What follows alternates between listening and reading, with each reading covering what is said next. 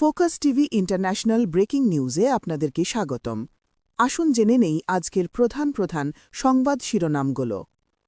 তুরস্কে ক্ষেপণাস্ত্র হামলা, ইরানের রাষ্ট্রদূতকে তলব।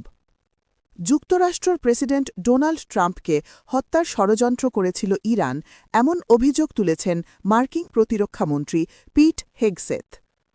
ইরাকের স্বায়ত্তশাসিত কুর্দিস্তান অঞ্চলে তেহরান বিরোধী সশস্ত্র গোষ্ঠীর ঘাঁটি লক্ষ্য করে ক্ষেপণাস্ত্র হামলা চালানোর দাবি করেছে ইরানের Islamic Revolutionary Guard Corps IRGC।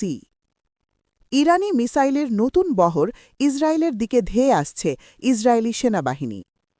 ইরানের ব্যালিস্টিক ক্ষেপণাস্ত্র হামলা, জেরুজালেম তেল আবিব জুড়ে বাজছে সাইরেন। ভারত মহাসাগরে যুক্তরাষ্ট্রের একটি সাবমেরিনের হামলায় ইরানের একটি যুদ্ধজাহাজ ডুবে গেছে বলে জানিয়েছেন মার্কিন প্রতিরক্ষামন্ত্রী পিট হেগসেথ। যুক্তরাষ্ট্র ইসরায়েলের হামলায় ইরানে নিহতের সংখ্যা বেড়ে 1045। মধ্যপ্রাচ্যে উত্তেজনা অব্যাহত রয়েছে। সংযুক্ত আরব আমিরাত জানিয়েছে তাদের আকাশ সীমায় নিক্ষেপ করা আরও 3টি ক্ষেপণাস্ত্র ও 121টি ড্রোন প্রতিহত করা হয়েছে। হরমুজ প্রণালীতে কন্টেনারবাহী জাহাজে ক্ষেপণাস্ত্র হামলা।